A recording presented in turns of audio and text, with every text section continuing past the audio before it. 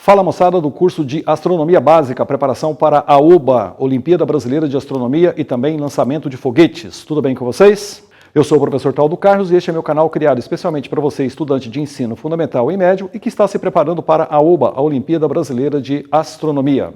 No final da aula, se você tiver dúvidas sobre o conteúdo aqui apresentado ou quiser fazer sugestões de novos temas que gostaria de ver por aqui publicado, deixe seus comentários que eu retorno sempre que possível. Moçada, outra coisa, se inscreve no canal, deixe seu like no vídeo e também não se esqueça de clicar no sininho para receber notificações de novos vídeos. Estou sempre postando material por aqui.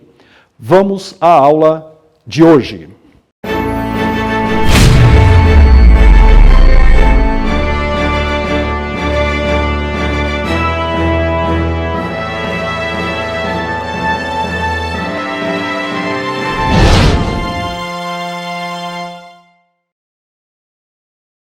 Do curso de Astronomia Básica, preparação para a OBA e também para a MOBFOG. Vamos começar aqui o nosso curso de Astronomia, um curso extremamente interessante que traz muitas informações sobre a prova do OBA, resolução de exercícios anteriores da prova, mas por que não também um curso em que você pode aprender muito sobre essa, que talvez seja a mais antiga das disciplinas estudadas pelo homem. O fato é que a astronomia ela está diretamente relacionada com a própria evolução do homem. Tivemos aí períodos bastante interessantes em descobrimento, como os gregos. Depois nós tivemos um período de ostracismo lá na Idade Média, em que no Ocidente a astronomia pouco avança. E mais recentemente a astronomia moderna, onde nós temos aí hoje a constatação de grandes fenômenos relacionados à astronomia. Aquilo que muitas vezes acontecia lá na Antiguidade, na Grécia Antiga, os sítios arqueológicos que nós temos, que indicam já o estudo de astronomia pelo homem naquela ocasião, onde em determinados eventos, quando você observava o céu, demorava-se às vezes séculos para ter uma constatação sobre aquilo. Hoje nós temos instrumentos, nós temos ferramentas, nós temos tecnologia que não só confirma tudo isso que os nossos antepassados viram, registraram e procuraram entender, como também nós estamos avançando muito graças à tecnologia atual. Então, bem-vindo ao curso de astronomia, espero que você curta, não só como preparação para a prova do OBA, mas também para entender melhor essa apaixonante disciplina. Vamos ao curso. Muito bem, um curso qualquer que você vier a fazer aí na sua vida, uma graduação, pós-graduação, você verá que muito provavelmente o professor vai começar a aula contando um pouco da história daquele curso e como ele evoluiu com a sociedade, com a humanidade. E a astronomia não é diferente. Essa aula é uma aula que vai contar um pouco da história, de como as coisas foram evoluindo na astronomia. E aí eu começo com algumas gravuras, né? Se vocês pensarem na nossa evolução do homem como um ser, então, lá na pré-história, você tinha lá o Homo sapiens, ele vai evoluindo. Evidentemente que ele começa a ter uma noção sobre os animais, sobre o meio que o envolve.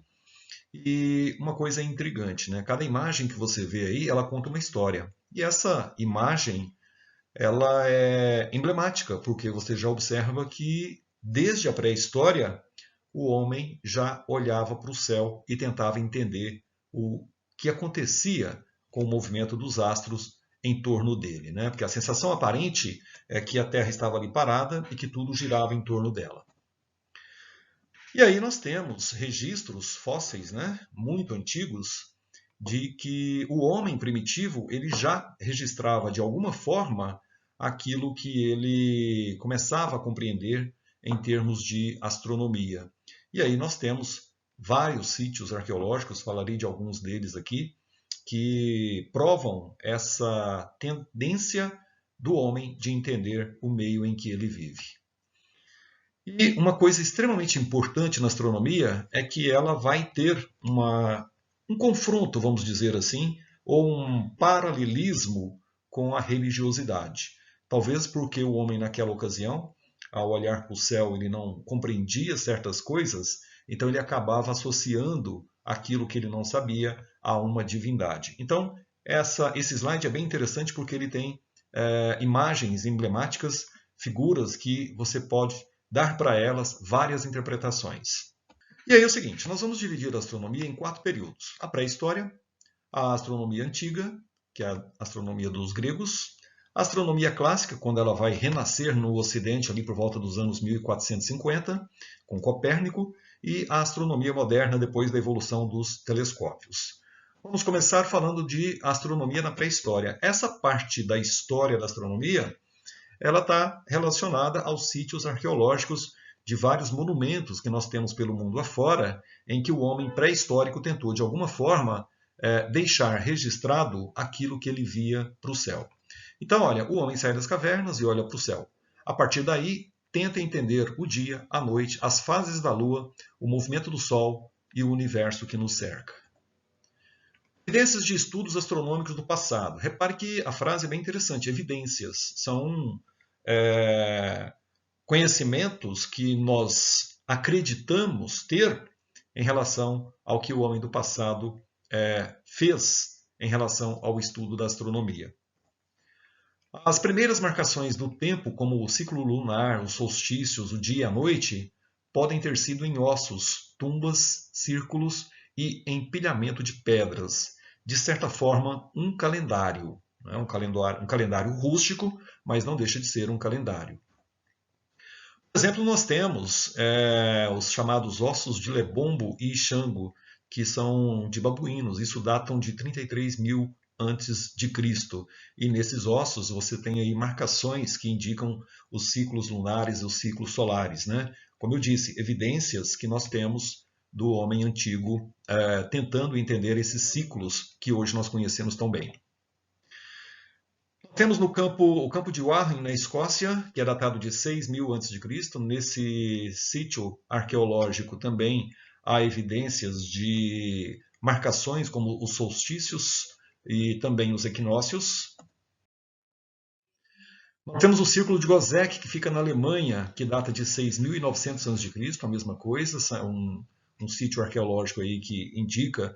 A maioria desses que eu vou colocar aqui nessa primeira parte da aula, que é a astronomia da pré-história, eles tentavam marcar ciclos lunares, solares e até mesmo solstícios e também equinócios. Além, é claro, das fases da Lua e muitas vezes os eclipses também. Tá? Então, praticamente todos eles têm esse mesmo objetivo. Tem 4 círculos concêntricos e 2 cercas. No solstício de inverno, o nascer e o pôr do sol se dá através dos portões e cercas. Repare que eles faziam isso muito bem alinhado, né? Fica na mesma latitude de Stonehenge, falarei dele daqui a pouco, que fica na Inglaterra. A 25 quilômetros do Círculo de Gozek foi encontrado um disco de Nebraska, um disco de bronze de 3.600 anos de idade. O disco é considerado o mapa mais antigo do cosmos, ou seja, nele aí o pessoal tentava colocar aí um pouco da esfera celeste do nosso céu. Esse é Nabta Playa, fica no Egito, ele data de 5.600 a 6.800 a.C. Rochas alinhadas para marcar um calendário, alinhadas com solstícios de verão que marcam o início da estação de chuvas na região. Foi utilizado para cerimônias fúnebres. E esse é Newgrange, que fica na Irlanda, data de 3.200 a.C. Esse é um descobrimento recente, tá? É uma das tumbas de maior importância da Europa. As passagens são iluminadas ao nascer do sol no solstício de inverno e dura 17 minutos entre os dias 19 e 23 de dezembro. Moçada, para quem não está entendendo aí a parte de solstício, equinócio, nós vamos falar disso já nas próximas aulas. Acompanhe para você ter uma noção melhor sobre isso, ok? Para a cultura local, a data marca o início de um ano novo. A tumba permaneceu escondida e intocada até 1699, quando foi redescoberta por acaso. Ou seja, Newgrange teve aí mais de 4.000 anos de preservação natural, o que faz dele um sítio bastante rico em informações. Esse é o interior da tumba de Newgrange.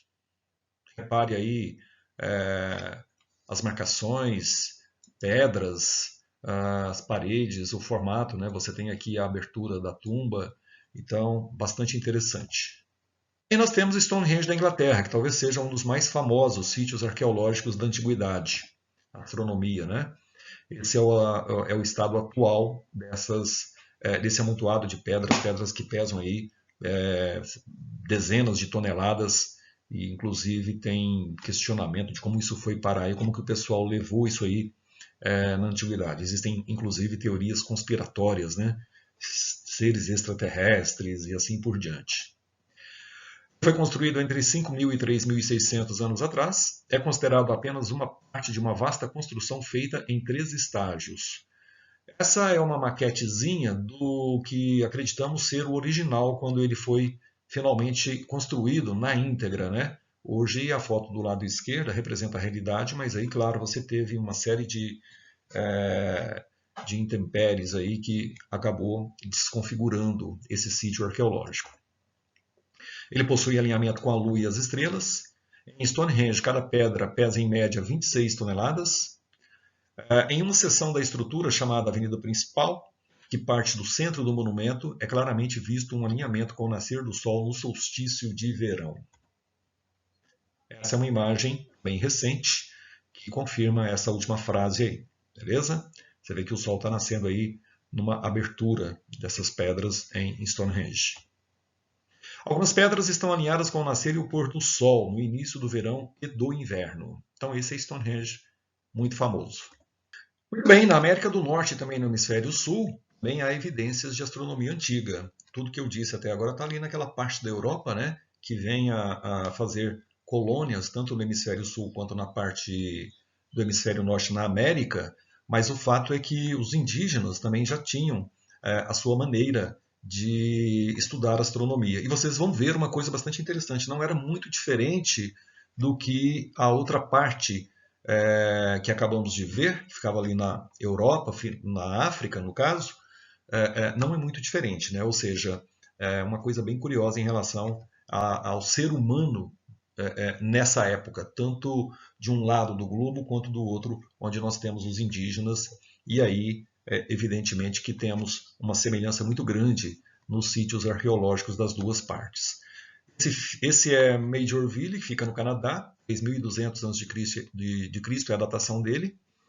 Ele é considerado um dos locais mais sagrados do mundo antigo. É um alinhamento que marca o nascer e o pôr do sol, os solstícios e equinócios. Aí. Esse é Bigorre, fica nos Estados Unidos, data de 300 depois de Cristo, né? Já é uma data já na era cristã. É usado para rituais de agradecimento por nativos da região. Está em estudo, alinhamentos astronômicos não muito claros. Temos também no México El Caracol, data de 1000 depois de Cristo. Essas são algumas imagens. Considerado um observatório feito pela cultura maia. Os maias também tiveram uma grande importância no estudo de astronomia. Não é alinhado nem com o Sol nem com a Lua, mas com o planeta Vênus. Vênus era para os maias, vamos dizer assim, uma estrela especial, né? Na verdade não é uma estrela, é um planeta. Vênus tinha uma grande importância para a cultura maia. Era considerado um gêmeo do Sol. Sua posição era usada para definir batalhas. No parque há várias outras construções, como a pirâmide Chichen Itza, e 29 alinhamentos astronômicos. Nós temos também no Brasil, né, o misterioso Stonehenge da Amazônia, que fica em Calçoense, no Amapá, no Brasil. Essas são algumas imagens, tá, desse sítio arqueológico no Brasil. Foi descoberto em 2005 e erguido há pelo menos 1000 anos depois de Cristo. Erguido no meio da selva por povos milenares, em Calçoense, a 374 quilômetros de Macapá. Estão dentro de uma área de 120 hectares que abrange um megalito maior em formato circular, com outros 5 menores ao redor, e são chamados de Stonehenge da Amazônia. Um dos blocos está posicionado de forma que no solstício de inverno, 21 de dezembro, o Sol fique a pino, ou seja, não é gerada sombra sobre esse bloco. Falaremos disso em breve na aula sobre solstícios e equinócios. Foi usado para funerais. O local é objeto de pesquisas arqueológicas no momento. Algumas outras imagens do nosso Stonehenge brasileiro. Aí, para você. E aí, moçada, com essas imagens eu fecho a primeira parte da astronomia, que é considerado a astronomia na pré-história. Ou seja, repare que nós temos aí, né, sítios arqueológicos, evidências de que o homem primitivo já, de alguma forma, tentava entender o movimento do Sol, principalmente, da Lua e também outros fenômenos astronômicos. A gente entra agora na segunda parte da astronomia, que é a astronomia antiga. Muito bem, e nós entramos então na astronomia antiga. E aí 3 povos contribuíram significativamente para essa astronomia. Moçada, nessa nova era da astronomia, nós começamos a ter, ainda vão ter pedras, muitos símbolos gravados em pedras, mas o fato é que nessa astronomia já começa a surgir os primeiros pergaminhos, as primeiras escritas com um pouco mais de detalhe sobre o movimento dos astros na antiguidade. E 3 povos vão contribuir para essa astronomia, que são os gregos, os egípcios e os babilônios.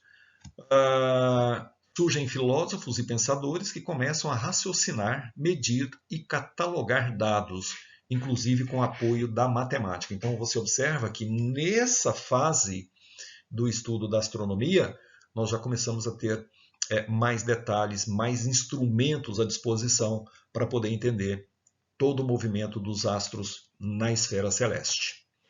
Nesse período são feitas perguntas e cálculos preliminares de a forma e o tamanho da Terra, a distância e o tamanho do Sol e da Lua, o movimento dos planetas. Entre 1100 e 1200 a.C., os babilônios fazem os primeiros cálculos através de observações, isolam eventos planetários e criam um calendário lunar interessante com 235 meses lunares igual a 19 anos solares. Então repare, moçada, que já nesse período nós começamos a pensar nos calendários uma forma de contar o tempo, né? O calendário que nós utilizamos atualmente, ele é novo, ele data aí dos anos 1400, 1500, na Idade Média. Então você observa que lá na Grécia Antiga, 1000 a.C., os caras já tinham os seus calendários baseado nos movimentos da Lua e do Sol. Essa é uma tábua babilônica de eclipses, tá? Isso está distribuído em museus pelo mundo afora, provavelmente aí no Egito. Essa é uma tábua babilônica de observações de Júpiter.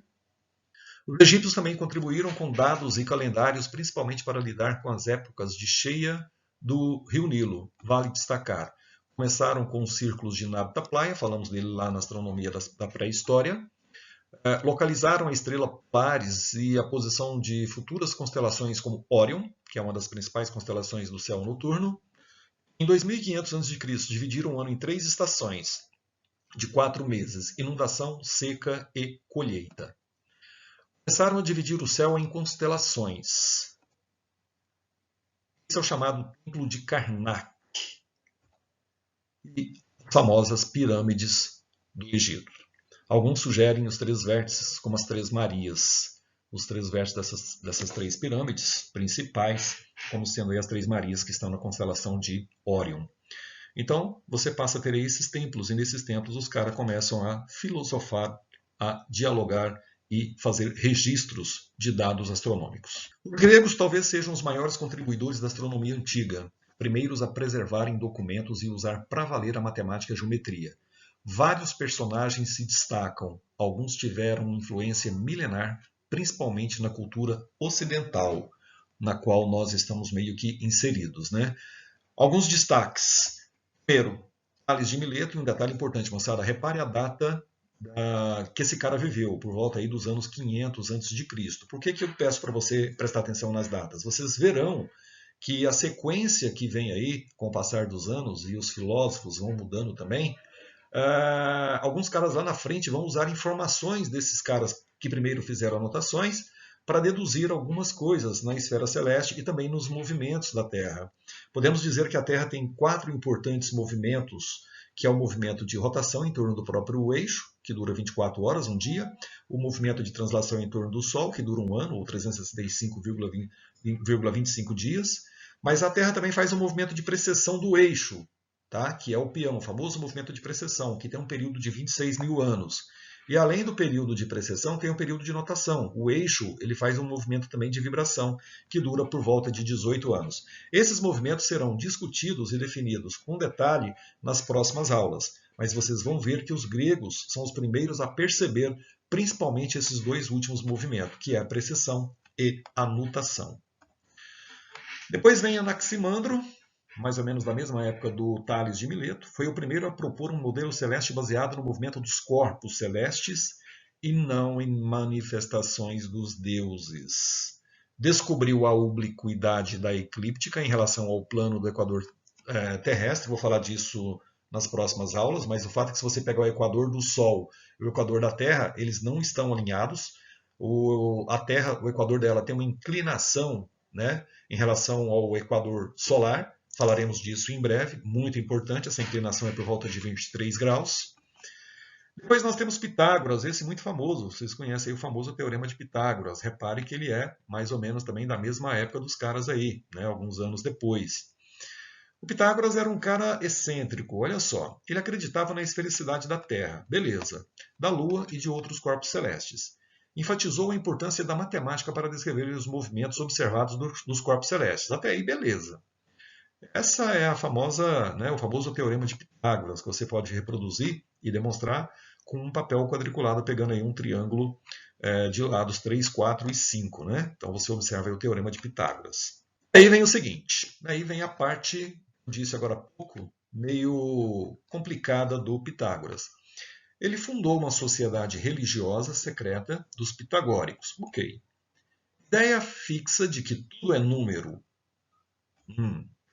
O número de astros tinha que ser 10, pois esse era um número sagrado, uma vez que a soma do número 1, associado ao ponto, o número 2, associado à reta, o número 3, associado ao plano, e o 4, associado ao sólido, era 10. Ou seja, 1 mais 2 mais 3 mais 4 igual a 10. Beleza. Só que aí vem o seguinte. A Terra, o Sol e a Lua e os 5 planetas visíveis a olho nu na época, que era Mercúrio, Vênus, Marte, Júpiter e Saturno, e das estrelas noturnas ou fixas, somavam apenas 9. Então Pitágoras inventou a antiterra para completar 10. Aí o cara começou a brisar.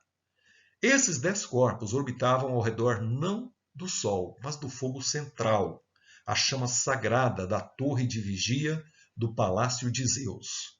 Mas o fogo central nunca era visto porque os homens habitavam o hemisfério da Terra que ficava sempre voltado para o lado oposto. Então o que ele fazia? Dividia a Terra em duas partes, uma que estava o ser humano e o lado oposto onde estava esse fogo central. A antiterra também nunca era vista porque ficava sempre na direção do fogo central e não podia ser visto da Terra. Bom, moçada, eu não sei naquela época que tipo de erva que tinha. O cara deu uma brisada legal, não? Venhamos. Essa é uma figurinha do que representa aí essa ideia do Pitágoras, né? Então você tem a Terra, o hemisfério habitado, observe aqui, ó, seria esse, né? E o lado oposto. E aí você tinha o fogo central, que era considerado isso aqui, e a antiterra, tá? Então, meio visionário o negócio. E aqui o Sol orbitando, repare, girando em torno de quem? Da Terra, né? Então, um negócio meio complicado até de se entender. É um sistema planetário simplificado de Pitágoras, isso aí. Depois nós temos Filolaus, 470 a 390 a.C. Repare que os anos vão se passando, nós estamos chegando aí perto de um século. Introduziu a ideia de movimento da Terra e imaginou que a Terra girava em torno do seu próprio eixo. Dizia que juntamente com o Sol, a Terra, a Lua e os planetas giravam em torno de um fogo central, que seria o centro do universo e fonte de luz e energia. Muito diferente do Pitágoras, né? Depois tivemos Eudóxio, por volta dos anos 400 a 355, matemático e astrônomo. Primeiro, a duração do ano em 365 dias e 6 horas. Detalhe importante, repare, primeiro a propor mais ou menos o nosso ano solar. Descreveu as constelações esquematicamente, com hora e dia em que seriam visíveis. Discutiu o tamanho da Lua, Terra e Sol. Você vê que os caras começam a tentar entender um pouco melhor todo esse movimento, né? Toda essa esfera celeste. Criou um complexo sistema de 27 esferas concêntricas, onde se moviam a Lua, o Sol, os 5 planetas conhecidos até lá, em torno de uma Terra fixa no centro. Aí já surge uma ideia geocêntrica, né? O Eudóxio já tinha uma ideia meio que geocêntrica. É bom que você guarde esses nomes, alguns aí, como esse, por exemplo, o primeiro a ter uma ideia mais, né, de fixa, a Terra fixa, porque isso às vezes aparece nas provas do OBA como questões históricas. Esse é o modelo de Eudóxio, né? Você tem lá a Terra no centro e os planetas, o Sol, os astros conhecidos até então girando em torno da Terra. E nós vamos ter Aristóteles, 384 a 322, também bastante conhecido, filósofo, cientista grego. Essa é uma cultura relacionada a ele.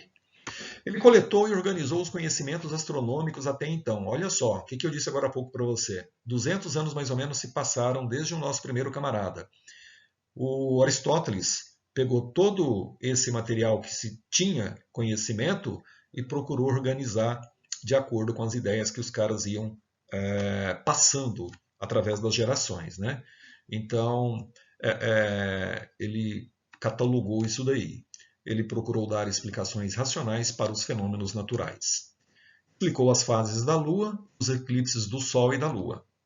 Defendeu a esfericidade da Terra a partir da projeção da sombra da Terra na Lua durante um eclipse. Vejam, vocês, acho que vocês já viram filosofia, que os caras ficavam ali filosofando e colocando suas ideias, né? Mas não havia ainda uma constatação científica. Tudo era baseado no eu acho, eu acredito, eu vejo isso, então eu acredito que seja esférico, mas não passava disso, né? Não tem embasamento, vamos dizer assim, científico para a coisa. Modificou o modelo de Eudóxio de 27 para 55 esferas concêntricas, modelo aristotélico e geocêntrico, e aí vai ter uma importância muito grande, porque o Aristóteles vai ter uma influência milenar. Tá? Inclusive, o nosso primeiro personagem que vai quebrar um pouquinho, que vai ter um desrespeito, né, vamos dizer assim, pelo pensamento aristotélico, vai ser Galileu. E ele quase pagou caro por isso já no ano de 1600 depois de Cristo, né? Ele quase foi queimado aí pela Inquisição porque ele contestou muito do que o Aristóteles fez. E o Aristóteles teve uma influência, como eu disse, milenar. Se você pegar 1400 depois de Cristo com mais 300 anos aí antes, quase 2000 anos de pensamento fixo em relação a Aristóteles. Isso pesa muito na nossa cultura, na cultura ocidental. Afirmava que o universo era esférico e finito, defendia a perfeição dos corpos celestes, essa é outra ideia fixa dele. Mas talvez uma das grandes coisas que ele defendeu é que tudo era feito de água, ar, fogo e terra, ou seja, o famoso éter. Se vocês observarem aí, nós temos a primeira noção sobre como a matéria é feita. Né? Então ele vai defender que a matéria, tudo era feito de água, ar, fogo e terra. E depois, um pouco mais tarde, os próprios gregos vão quebrar um pouco isso, vai criar a ideia do átomo, mas vai ser um pouco mais para frente isso daí. Mas é o primeiro cara que começa a pensar na estrutura da matéria, uma coisa bem interessante. Claro que estava errado, mas foi o primeiro a pensar sobre isso.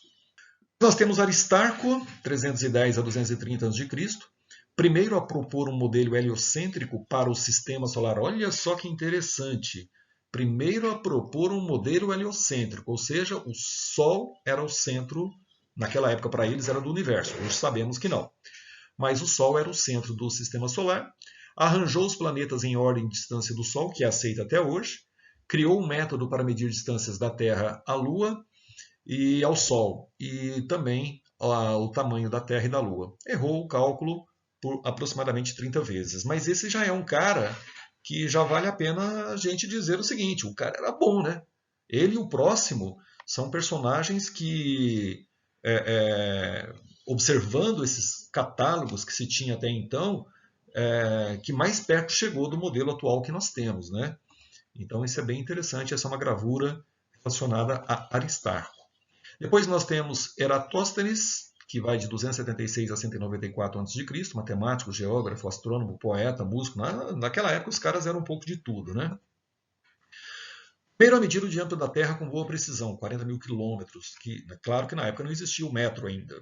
Né? Ele mediu no chamado estádio, que era uma referência lá para a antiguidade. E a comprovar que ela não era plana. Aliás, moçada, por favor, se tiver algum terraplanista aí, para de assistir a aula agora, por favor. Estamos aqui falando de coisa séria, né? Então, sem terraplanista por aqui.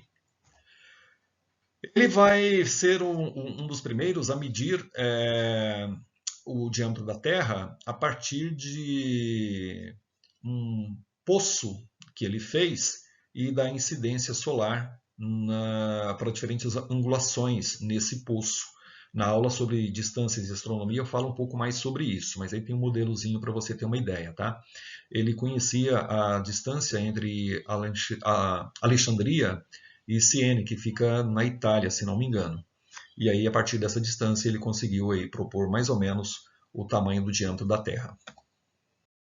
Depois nós tivemos Hiparcos, 160 a 125 a.C., geógrafo, cartógrafo e astrônomo. Considerado o maior astrônomo da era pré-cristã, fundador da trigonometria. Construiu um observatório na ilha de Rhodes. Na verdade, era esse o personagem que eu queria comentar com você em relação aos dois maiores aí da história da astronomia antiga, ok? Então, Hiparcos é um cara que vale a pena dizer que o cara era bom.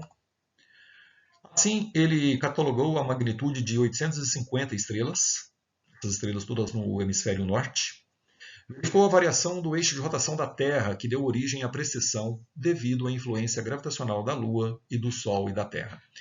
Repare que o termo precessão, o nome precessão, começa a surgir pela primeira vez aí, né? Medidas mais precisas do raio da Lua, da Terra e do ano, errando por apenas 6 minutos. Então, realmente, o cara era muito bom. Desenvolveu um novo sistema geocêntrico, aí ele deu uma pisada de bola, já com epiciclos, baseado no modelo ptolomaico. Esses epiciclos a gente vai falar um pouquinho mais para frente, que é a ilusão de que o planeta Marte ele faz um movimento retrógrado, o que justifica-se pelo fato de que nós temos, pela ordem de distância do Sol, Mercúrio, Vênus, Terra, Marte, então a Terra, por estar mais perto do Sol, ela gira mais rápido. Então, como ela gira mais rápido, muitas vezes ela está passando numa posição aqui, né? E aí você vê Marte na linha divisada, e à medida que a Terra se movimenta, ela vai mais rápido, olha para trás e você tem a sensação de que Marte voltou. Então isso vai ser discutido principalmente aí por Ptolomeu, um dos próximos personagens que virá por aí. E chegamos finalmente no último personagem da astronomia antiga, que é Ptolomeu. Repare que ele é do ano de 85 a 165 depois de Cristo. Era matemático, geógrafo, astrônomo greco-romano e astrólogo. Moçada, repare um detalhe. O termo astrologia aparece pela primeira vez. Agora, você não pode confundir. Astrônomo é um cientista. Astrônomo é um cara que estudou astronomia. Astrólogo é um charlatão, que se baseia no movimento do Sol pelas constelações zodiacais para poder fazer previsões sobre a vida das pessoas. Isso não funciona, isso é furado. Não entre nessa. Então, não confunda astrólogo com astrônomo. Essa é uma imagem do nosso personagem, último astrônomo da antiguidade. Criou um modelo geocêntrico mais completo e eficiente, combinação de círculos maiores deferente e círculos menores epiciclos.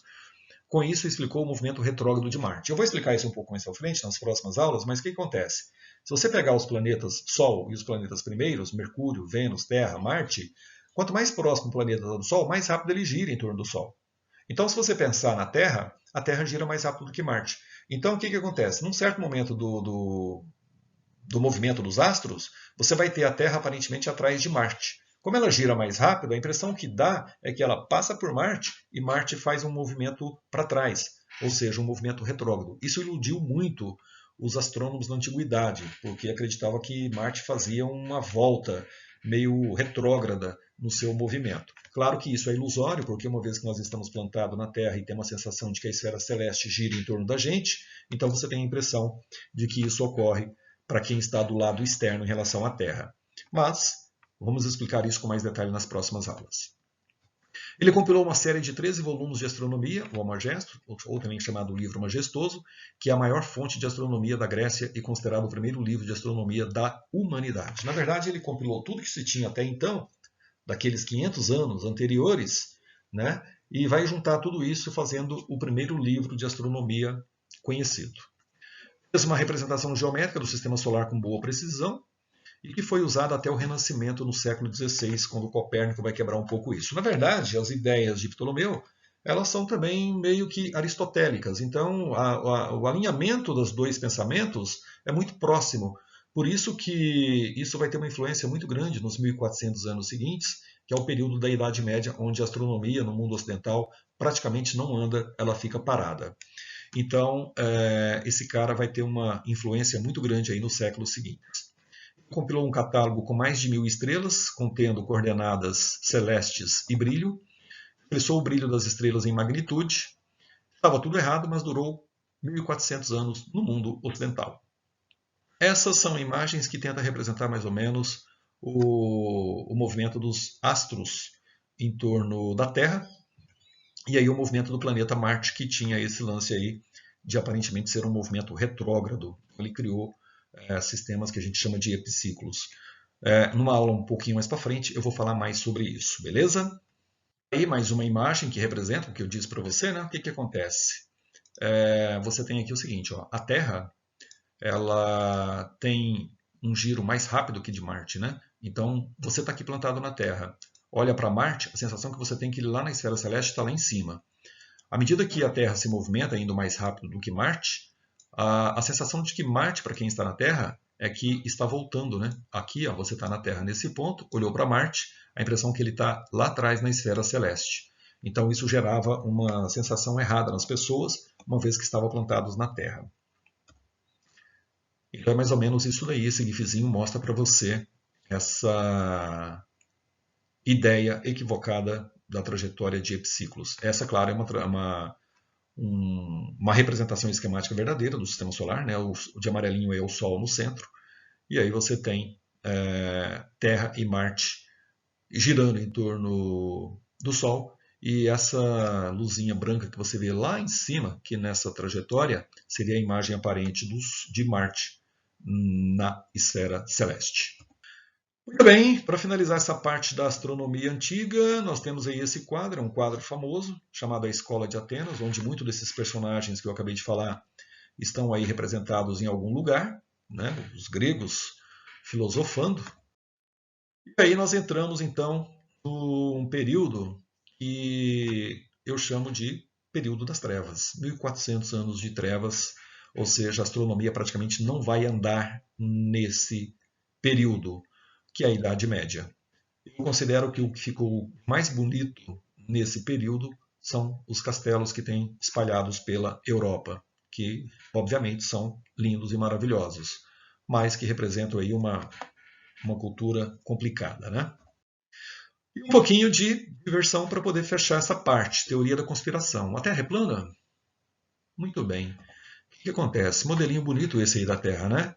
Você tem a Terra plana, tem o Sol, tem a Lua. Aqui em cima você tem a esfera celeste, que é chamado de firmamento. Aqui embaixo nós temos a antiterra, o inferno, os alicerces aí que sustentam a Terra. E sem comentários, né? E humor negro. Se a Terra é redonda, por que nós dormimos assim? Não assim? Olha que bonitinho esse sistema solar, com todo mundo esférico, Vênus, Mercúrio e a Terra plana. Por favor, né, moçada? E aí fecho com uma frase. Então é aqui que termina a Terra plana? No abismo da estupidez? Reflexão. Com isso eu fecho essa primeira parte da história da astronomia. Falei de 2 períodos, astronomia na pré-história e também astronomia antiga. Vou fechar por aqui, nossa aula já está com mais de meia hora. Então eu vou fazer o seguinte, fecho essa primeira aula sobre história da astronomia como parte 1 e eu vou gravar mais uma aula que fala dos próximos 2 períodos, história da astronomia, parte 2. Vou colocar como 2 aulas distintas lá no canal, beleza? Moçada, espero que tenha curtido e também um detalhe importante, não deixe de assistir a próxima parte, porque ela vai falar do ressurgimento da astronomia no mundo ocidental, principalmente depois de Ptolomeu, beleza? Então espero que tenha gostado, se gostou já sabe, curte o vídeo, compartilhe com seus amigos, grande abraço e até a próxima.